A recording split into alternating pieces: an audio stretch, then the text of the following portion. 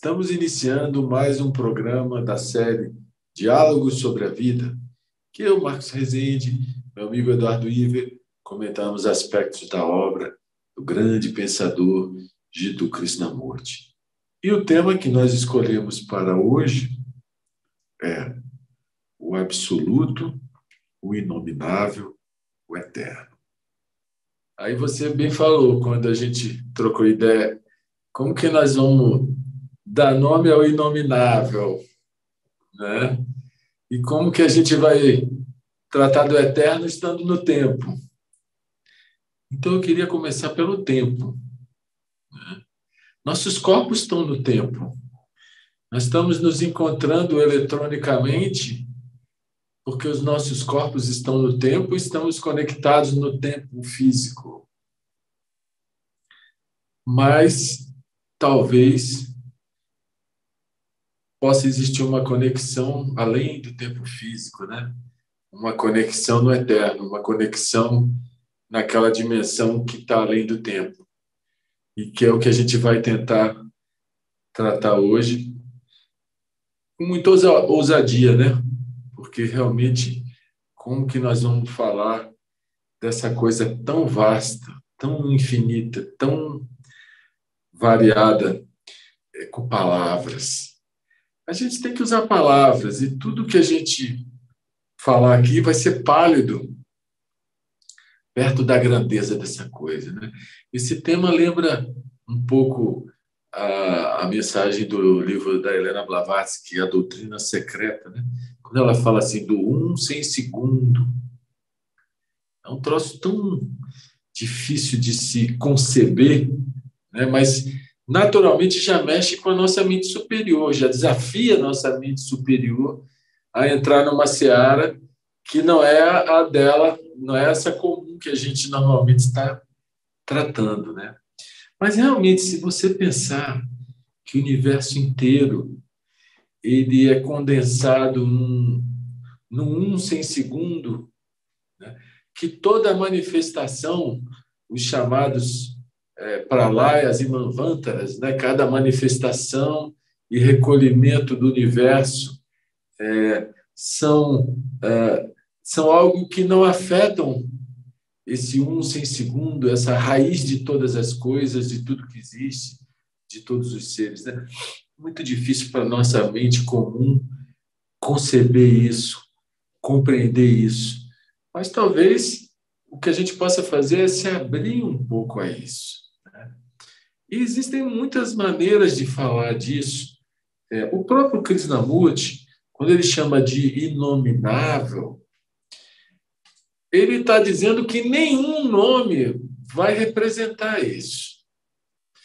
E quando você dá um nome, você chama, por exemplo, de Deus, que é o que todo mundo faz, o nome em si já traz uma limitação, porque cada um tem lá no seu arquivo de memória uma ideia de Deus, ainda que seja uma ideia não muito clara, uma ideia assim. Isso para quem não é materialista absoluto, né? Para quem aqueles caras que pensam que não existe nada, que a hora que morrer apaga igual uma vela que acabou e não sobra nada, nada tem finalidade, tudo é produto do acaso. Existe quem pensa desse jeito. Essa é uma forma de crença, né?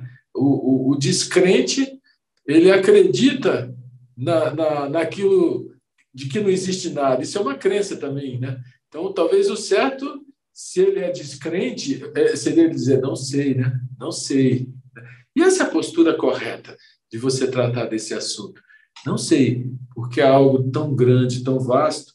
E para evitar essa coisa do nome que as pessoas dão, né? E colocam lá no escaninho da memória um compartimento chamado Deus, sendo que aquilo não transforma a vida dela na maioria das vezes, não toca o coração, não enche a alma. Às vezes, né? Às vezes vai na missa no domingo, aí tem aquele enlevo, aquela coisa, mas como a gente esteve conversando na outra reunião, chega em casa, briga com a mulher, bate no filho, e etc, etc. Quer dizer, aquele Deus que é uma ideia desconectada do viver, né? Então, provavelmente a palavra Deus não é Deus, né? Não é essa coisa infinita, essa coisa que é pura inteligência na natureza, desde o microcosmo, dos átomos, das moléculas, das células, de tudo, até o macrocosmo dos planetas, sistemas solares, galáxias, né? Enfim, é uma coisa tão grande que realmente nenhuma palavra vai definir. E o Krishnamurti, fugindo das palavras para tentar mostrar que nenhuma palavra define uma coisa que é realmente infinita, né? Vou citar só algumas, além dessas que nós colocamos. Nós colocamos absoluto, inominável e eterno. Ele fala da mesma coisa, imensurável, incausado, altíssimo, ser único, desconhecido, real. São várias maneiras, atemporal, né, de descrever essa coisa infinita. Então, Edu, nós não vamos conseguir. Nós não vamos conseguir. Agora, o que a gente pode fazer hoje diante desse desafio? Será que existe alguma maneira de nós realmente nos abrirmos a essa força estranha? Nós tivemos a perda da Gal Costa esses dias, né? Uma das músicas que eu mais adoro que ela gravou, né? Aquela força estranha. Por isso uma força me leva a cantar, por isso essa força estranha no ar, por isso é que eu canto, não posso parar, por isso essa voz tamanha. Então, como que a gente vai descrever essa força estranha que está em tudo, criando esse universo maravilhoso, hein, Edu? Vamos lá, desafio para nós. Toca essa bola aí.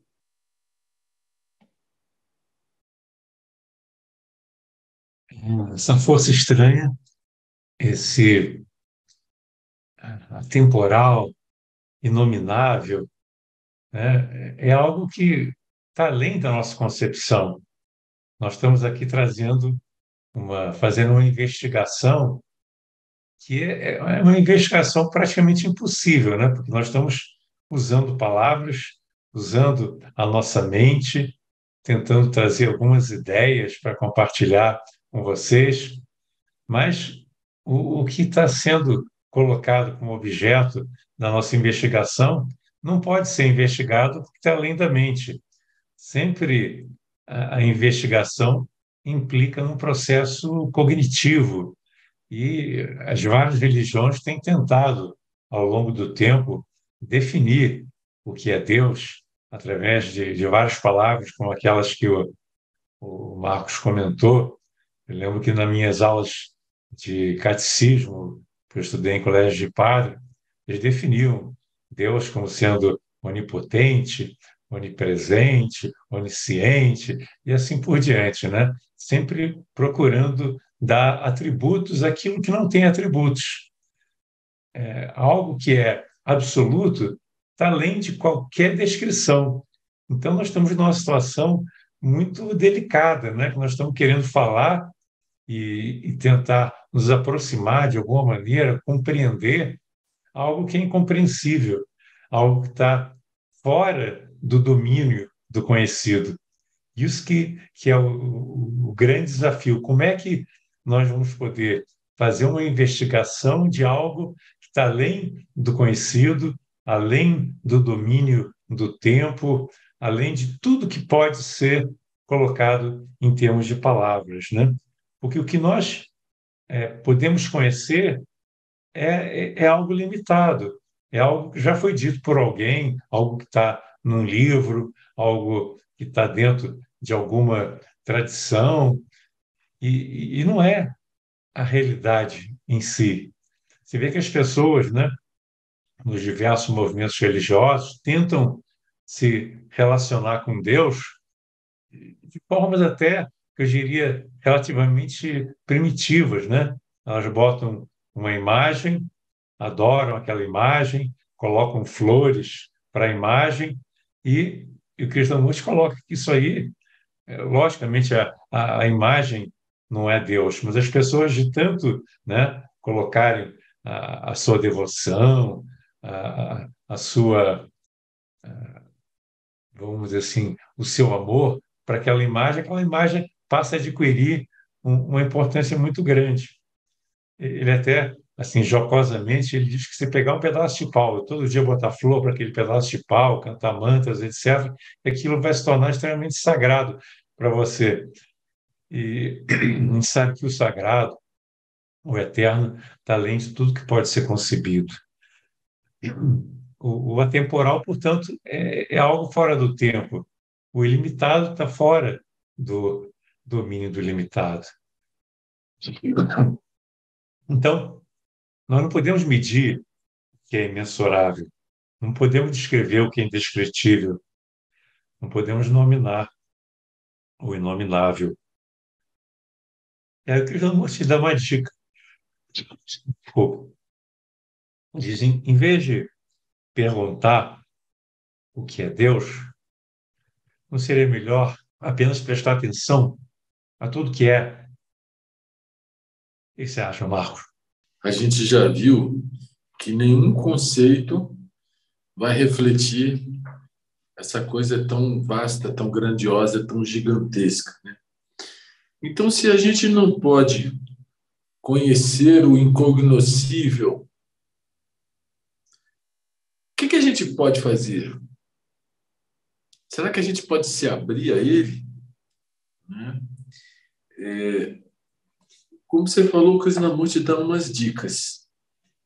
Olha só. Para mim, há Deus, uma vivente e eterna realidade. Mas essa realidade não pode ser descrita. Cada um precisa realizá-la por si. Quem quer que procure imaginar o que é Deus, a verdade, estará apenas procurando uma fuga, um abrigo da rotina diária do conflito.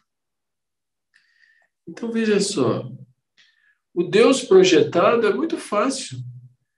Todas as religiões, os fiéis têm lá a sua imagem de Deus na cabeça. E vão à guerra, porque o meu Deus é diferente do seu Deus. E até hoje a gente vive experiências de guerras com fundo religioso, no pleno século XXI. Né? Então, ele está dizendo que essa realidade não pode ser descrita. Cada um precisa realizá-la por si. Então, a questão é até que ponto nós somos capazes de nos abrir para essa força estranha, que nenhum nome vai refletir o que ela é, essa energia que permeia todas as coisas. Você vê que é um desafio grande, Edu, mas o desafio está desde o início da série.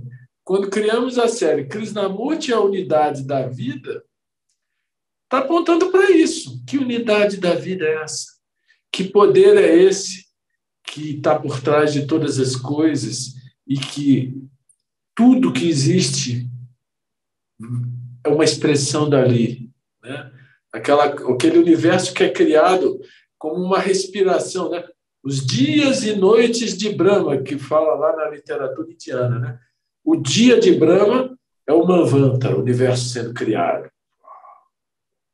Aí, segundo eles, é coisa de 4 trilhões e 700 bilhões de anos para falar em números de tempo. Nem sei se isso é verdade, mas só estou trazendo aqui a informação. Né? Esse é um dia de Brahma, que é uma respiração do universo. Depois vem a inspiração.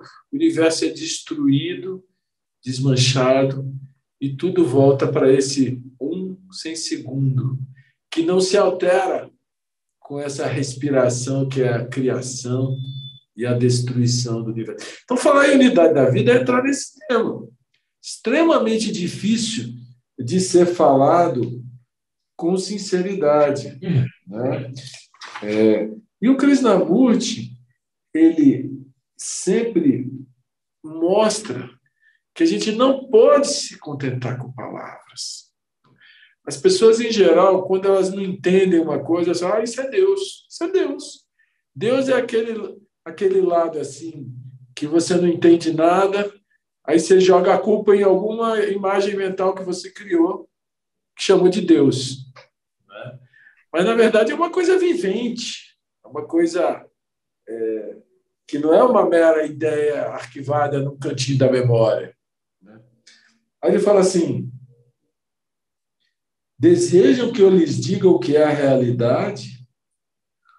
Pode o indescritível ser posto em palavras? Pode-se medir o imensurável? Se o formulam é o real? Naturalmente não. No momento em que traduzem o incognoscível no conhecido, ele deixa de ser o incognoscível. Entretanto, é isso que buscamos. Ou seja, todo mundo busca Deus para possuí-lo, para dizer eu tenho, para dizer eu pertenço à igreja tal, eu tenho meu lugar no céu garantido, né? Eu vou ser protegido depois da morte.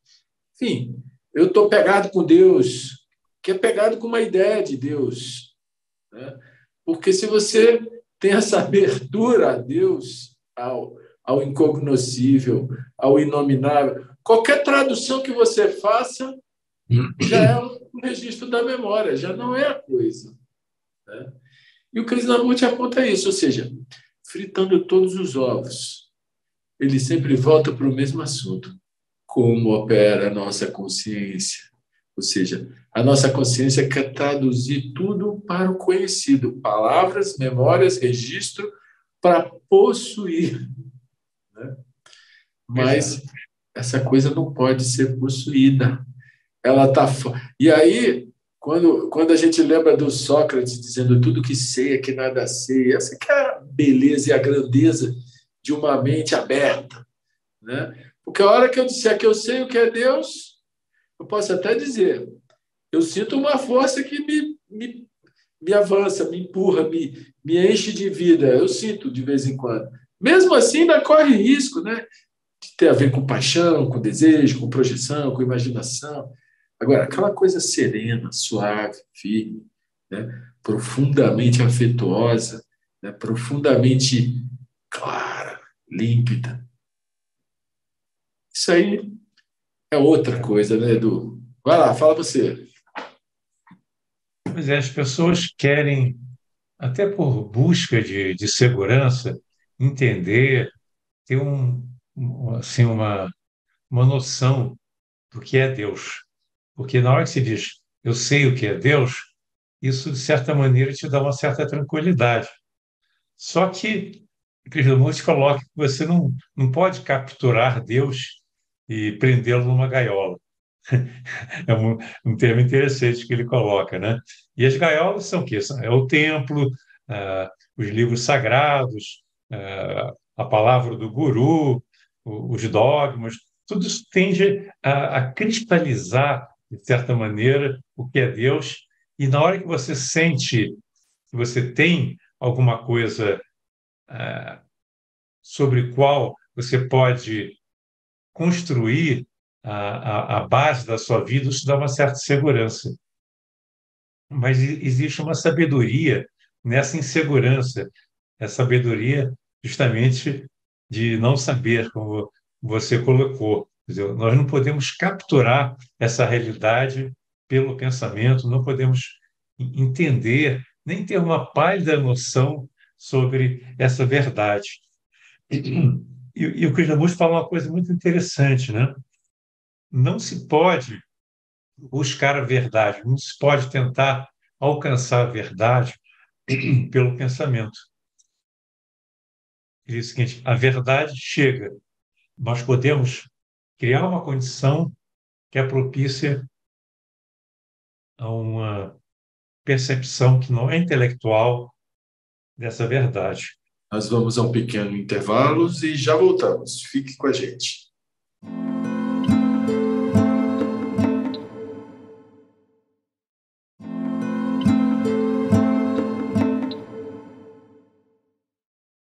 Estamos de volta no nosso programa Diálogo sobre a Vida e hoje, como todos sabem, nós estamos estudando ensinamentos de Krishnamurti e o tema é o absoluto, inominável e eterno. Eu vou citar aqui um trecho de um livro chamado O Reino da Felicidade, que o Krishnamurti fala que essa felicidade é algo que é transcendente. Ele fala o seguinte: se alguma vez tiveres entrado e respirado a frescura, a serenidade, a tranquilidade desse reino, do reino da felicidade, então aquilo que é real, o sopro da vida, nunca será esquecido. Olha que interessante, né? Aquilo que é real, o sopro da vida, nunca será esquecido se nós conseguirmos entrar, respirar a frescura, a serenidade, a tranquilidade desse reino.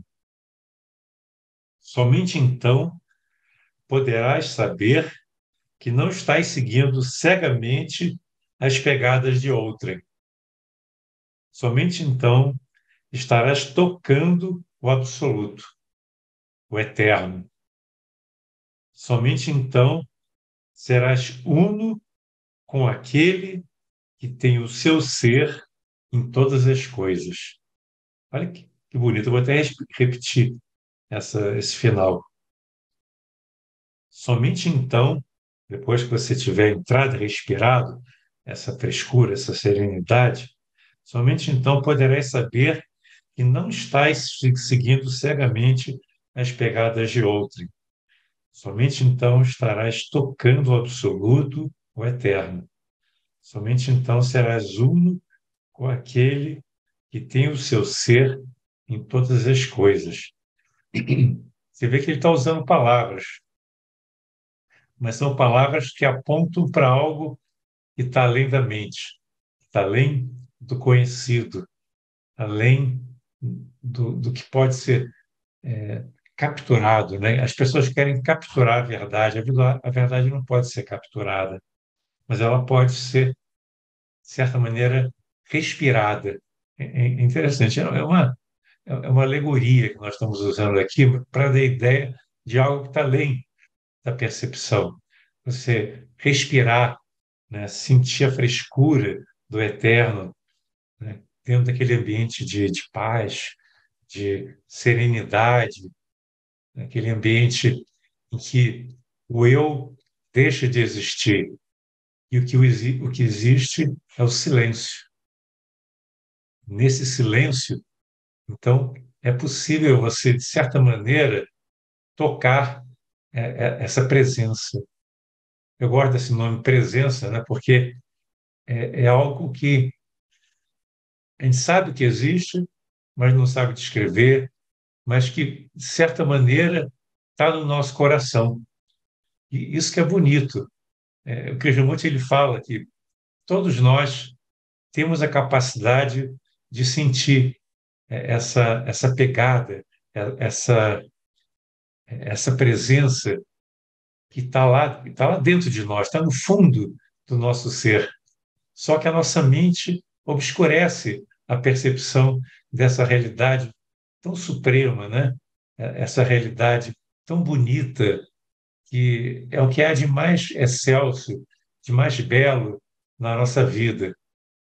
Mas o que é interessante que ele afirma é que nós podemos serenar a nossa mente e criar uma condição em que não há nenhuma interferência do pensamento. O pensamento não está querendo descobrir nada, não está querendo alcançar nada.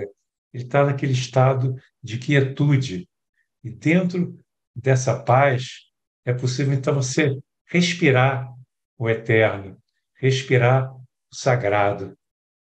E isso tem muito a ver com essa percepção que não está no nível intelectual do divino, né? O problema é que muitas vezes nós tentamos racionalizar, e o Krishnamurti fala, não racionalize, tente apenas estar presente, sentir esse frescor, né? E uma vez que você sinta esse frescor, ele sempre estará no seu coração. Isso que é bonito, né? Uma vez que nós consigamos eliminar todas essas nuvens que obscurecem o contato com essa realidade maior, ela vai se tornar uma companheira. Ela vai estar presente dentro de nós, mesmo em momentos em que nós estamos envoltos nas atividades do dia a dia, mas no fundo do nosso ser vai haver essa paz, esse sentimento de unidade, esse sentimento de que nós fazemos parte de algo muito mais grandioso, de algo muito mais nobre, de algo muito mais belo, e está completamente distante e além do que pode ser conhecido. Edu, eu acho que nós estamos perto um pouquinho da coisa. Porque você repara, a literatura teosófica fala que até o plano mental é a nossa parte mortal, né? Emocional, físico e mental, que está aí para ali já entra na região do eterno, né?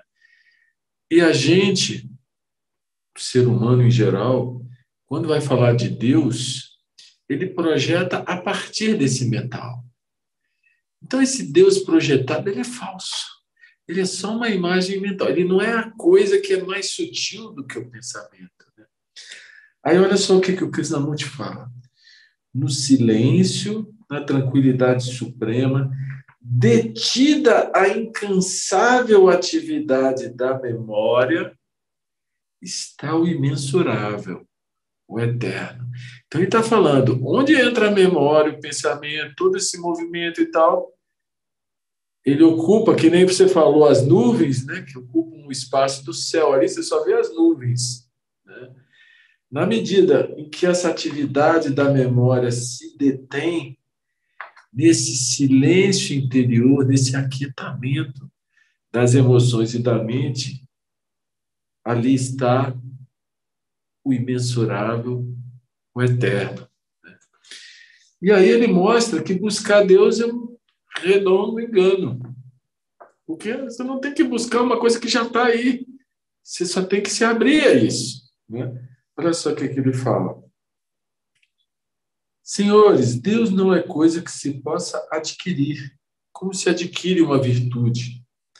É algo incomparável, atemporal, inimaginável, inefável. Vocês não podem ir a ele. Ele deve vir a vocês.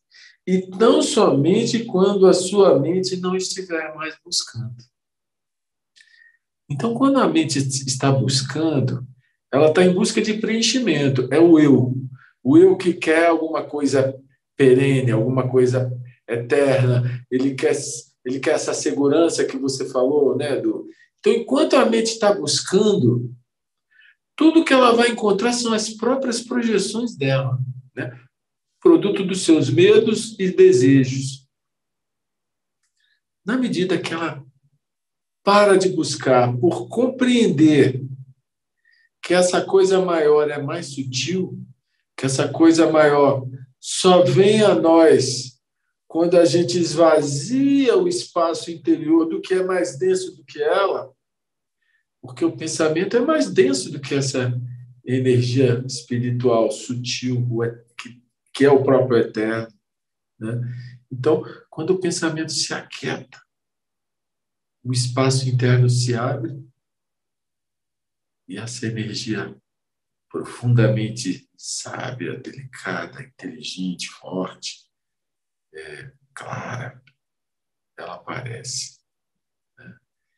Então, o segredo está em domesticar a fera, que é exatamente amansar essa coisa viciada que é o pensamento barulhento, que não deixa essa coisa sagrada vir a nós, ocupa o espaço dela. Quando isso sai, a outra vem sozinha.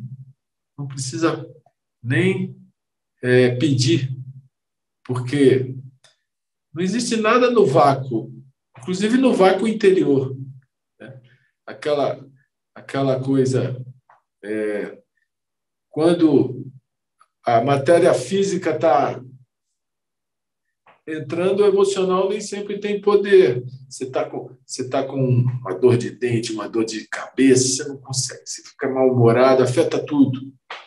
Então, é um nível de matéria afetando o outro. Quando o emocional está raivoso, o mental não consegue ser lúcido, ele fica todo distorcido, né? Porque sempre a matéria mais densa, ela ocupou o espaço interno, a mais sutil não funciona direito, né? E assim vale também entre o mental e o espiritual, na medida em que o mental serena, se aquieta, se harmoniza, silencia, né? Ele parando os seus movimentos, como você disse outra vez, isso é yoga, né? A cessação das modificações da mente. Quando a mente está serena, naturalmente, essa energia criadora se faz presente, que você pode chamar de Deus, imensurável, inominável, incognoscível. Nós estamos usando todas as palavras que nenhuma delas é a coisa. A coisa em si é um poder silencioso que constrói e destrói esse universo inteiro, né? E aí? Eu, eu acrescentaria assim que às vezes as pessoas imaginam assim, o que eu posso fazer para deixar minha mente numa condição propícia para essa experiência do, do eterno, vamos dizer assim. E é lógico que não existe uma receita de bolo, mas o Krishnamurti dá algumas indicações que eu acho que são preciosas. E uma delas, ele diz, uma mente para poder tocar essa realidade transcendente tem que ser uma mente totalmente livre. Interessante isso, né? A liberdade é uma condição fundamental para que nós possamos nos libertar dos nossos condicionamentos. Porque quando você associa a imagem de Deus a, a ritos, a religiões, a crenças, você está amarrando, de certa maneira, as suas ideias a uma determinada linhagem, tradição, conjunto de pensamentos. Então, a liberdade para você encontrar essa presença ou poder vivenciá-la de alguma maneira, a mente tem que estar totalmente livre de qualquer condicionamento, de qualquer crença, de qualquer dependência religiosa, vamos dizer assim, né? Então, o Krishnamurti diz que o homem religioso, no sentido profundo da religiosidade, que é o religar, né, de você se reconectar com a sua verdadeira natureza, é uma pessoa não só livre, mas que está totalmente atenta, conectada com a realidade na qual ela vive. Então, é muito bonito. Às vezes existe uma ideia que o homem religioso tem que se isolar num convento ou numa gruta na montanha, e ele fala o contrário. O homem religioso ele deve compreender a sociedade. Olha que interessante. O homem religioso tem que compreender a sociedade, porque essa sociedade é ele mesmo. É através do contato com os outros seres humanos, com a sociedade, com essa grande teia da vida, que ele se conhece, que ele pode ir além das palavras e através de um aprendizado que surge do viver, é possível, então, você ir além das palavras, ir além das crenças e deixar a mente naquele estado em que é possível a transcendência, em que é possível você tocar algo que está além do viver comum. É aquele estado que é muitas vezes chamado o estado do não saber. E o Krishnamurti fala uma coisa também interessante, né? Quando a mente reconhece a sua limitação, reconhece que ela realmente, como dizia Sócrates, não sabe de nada, né? Tudo que sei é que nada sei, surge então o que o Krishnamurti chama a bênção do sagrado. Olha que interessante essa noção. Quando você reconhece a sua incapacidade de conhecer, é como se uma janela se abrisse e a bênção do sagrado chega até nós. É como se fosse uma luz que encontrou um caminho até a sua mente e ilumina a sua mente, dando um novo significado, uma nova percepção para a sua vida. E aí você olha para a sociedade de uma maneira diferente, você olha para a vida de maneira diferente e a própria percepção que você tem do mundo é diferente, porque é uma percepção não separatista. O mundo ele é conforme nós o concebemos. Se nós, de alguma forma, conseguimos tocar esse eterno, esse sagrado, na hora que nós voltamos para o nosso viver comum, nosso viver cotidiano, nós estamos projetando essa percepção do sagrado em todas as coisas. Isso dá uma nova dimensão para a nossa existência, né? É como se nós descobríssemos o amor que estava oculto no nosso coração e passamos a ser um instrumento desse amor, dessa unidade, dessa não separatividade, e podemos, então, ser um instrumento de algo que está muito além do nosso intelecto, muito além da nossa compreensão, e aí poderemos ser realmente seres religiosos, seres que se colocam a serviço de uma obra maior, né? Uma obra que não é para si, mas é para toda a humanidade. E isso ocorre dentro desse campo de total liberdade, mas é uma liberdade a serviço de algo maior, não é uma liberdade à toa, é uma liberdade justamente que abre o campo, abre a consciência para a percepção desse sagrado. Edu, essa correlação que você fez do Sócrates, tudo que sei é que nada sei, e essa bênção do sagrado, isso faz com que as coisas se casem com aquela afirmação de que a maior de todas as heresias é a separatividade, né?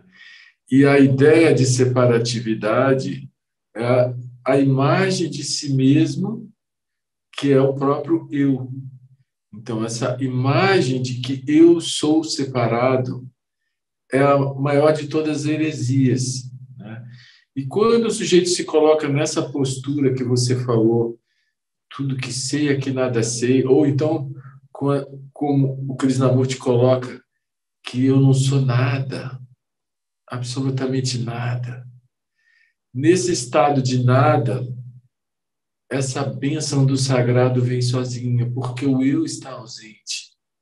Ou seja, a grande heresia, a coisa que nos rouba o sentido da religiosidade é o eu, a autoimagem de si mesmo. Eu sou isso, eu sou aquilo, eu posso, eu faço, eu aconteço, eu quero, eu não quero, né? Então, esse instrumento que precisaria ser um instrumento bem dócil a serviço dessa coisa maior que não tem nome, né? Fazendo as coisas de forma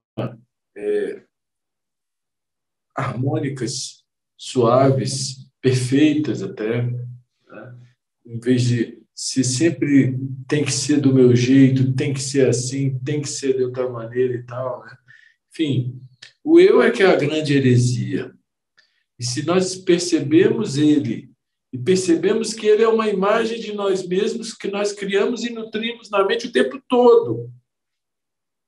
E percebemos que toda imagem é uma ilusão e que nós não somos nada. E que, diante dessa vastidão que é essa sabedoria universal, atemporal, nós não sabemos nada. Né? Nessa percepção, a bênção do sagrado vem. Porque se esvaziou o mais denso, o mais sutil penetra. Né? Então, isso é possível, isso é prático, não pode ser buscado, tem que ser percebido, compreendido e feito. Ou seja, serenar a autopreocupação, serenar o pensamento voltado para si mesmo, as eternas buscas, as eternas fugas, a eterna tentativa de preenchimento. Né? Enquanto isso tudo não é visto, você está preso nisso. À medida que isso é visto, é abandonado, aí aquilo que não tem nome vem. Chegamos ao final do nosso programa e nós gostaríamos de convidar todos para continuarem conosco nos próximos programas. E, lembrando, nós temos gravado no YouTube os programas anteriores. Estão convidados a visitar o canal da Sociedade Teosófica e o canal Supreme da União Planetária para ter acesso a esses programas. Até a próxima. Namastê.